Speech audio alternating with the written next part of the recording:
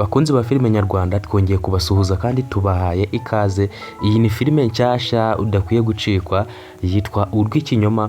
Dutangiriye hano mu iduka, aho umukobwa witwa Mia yari arimo kwambara ikanzu ubwo hari mu bukwe bwe, ariko ahangaha bahita bakwereka umusore w'inshuti y'umugabo we, nibwo yaje afite amaraso mu biganza arimo kumubwira ko umugabo we bamugonze, maze uyu mukobwa ngo ni Mia we yari yanze kuba yabyakira, ariko murabona ko yahise agwa hasi akagwa igihumure bitewe n'inkuru mbi yari yumvise y'ukuntu umugabo we yari amaze kuba yakora impanuka. Ni nyuma y'uko yari amaze kumubwira ati hari ahantu ngiye ndaje, iba wigera ndaje, maze dukomeze turebe n'ikote ryanjye. Ahangaha rero murabibona neza, uyu musore yahise aza kureba mama we, bigaragara nkaho aribo bari babipanze kugira ngo uriya musore ngo ni Emile abashe kuba yagongwa, kuko dore uyu musore ni nawe wabigizemo uruhare kugira ngo Emile apfe. Nibwo yaje afite amaraso mu biganza arimo kubwira mama we ko uwo musore ngo ni Emile yamaze kuba yamuhitana, ndetse nabonye bamujyana muri morgue, ariwe wamwijyaniye kwa muganga yamaze kuba yamuhamya. Ngira ngo murabona ko uyu mugore ngo ni mama w'uyu musore ko yahise yishima cyane, ndetse murabibona ko yarimo gushimira Imana ko uriya musore ngo ni Emile yapfuye. Mbibutse uriya musore ngo ni Emile niwe wari ufite ubukwe hamwe n'uriya mukobwa bita Mia. Uriya mukobwa mwabonye ko yahise agwa igihumure, ni nyuma y'uko yari amaze kuba yakumva ko sheri we yamaze kuba yakora impanuka, ndetse yamaze no kuba yagera mu bitaro ndetse yanapfuye. Ariko ngira ngo ibyo kuba yapfuye byo ntiyari yabimenya, ariko murabibona ko uyu mugore we yishimye cyane bitewe n'ibyo byabaye kuri Emile. Ngira ngo rero iyi filime yacu murabona ko igiye kuzaryoha cyane. Twigarukire ku musore witwa Mugisha, aho uriya mukobwa witwa Mia yari yageze mu bitaro, mwabibonye aho yaguye hasi bitewe n'inkuru mbi yari yumvishije. Yageze mu bitaro rero ubwo yari yaguye muri koma, mu gihe yakangukaga yakangutse abaza Emile kuko atabyumvishaga ukuntu biriya bintu byaba byabaye, kuko we yari azi ko ari inzozi yari arimo kurota. Nibwo rero yabaye nkaho asohoka, ababonye umusore witwa Mugisha ukora hariya ku bitaro w'umupranto ukubura.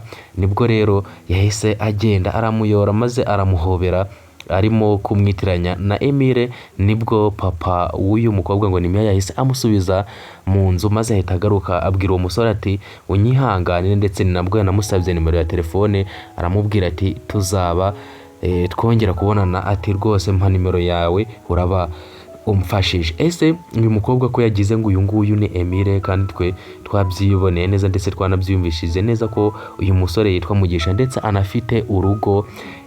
Twabibonye neza muri episode ya mbere, aho rwose uyu musore ngo ni Mugisha afite urugo, ariko kwishyura amafaranga y'ikode byaramunaniye, aho landlord agiye no kuba yamutwara umugore, dore ko yaje akabwira umugore we ati ubundi uriya mugabo wawe wazamureka ukaza tukajya twisohokanira kuri iyi nzu nazayiguhereza. Umugore nawe rero mwabonye ko yari arimo kugenda abyumva, ngira ngo mwabonye ko atabihakanaga kuko yanamwemereye ko bazasohokana muri weekend.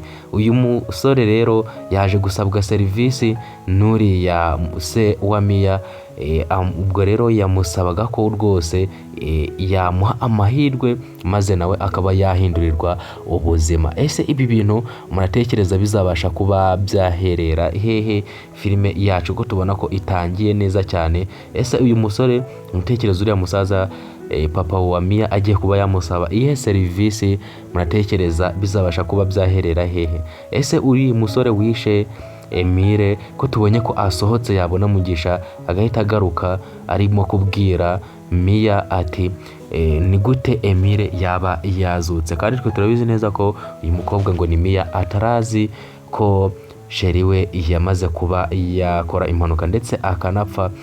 Murabona ko rero uyu musore ahise aza akavuga ati ni gute Emile yaba yazutse? Ese muratekereza ibi bintu bizabasha kuba byaherera he?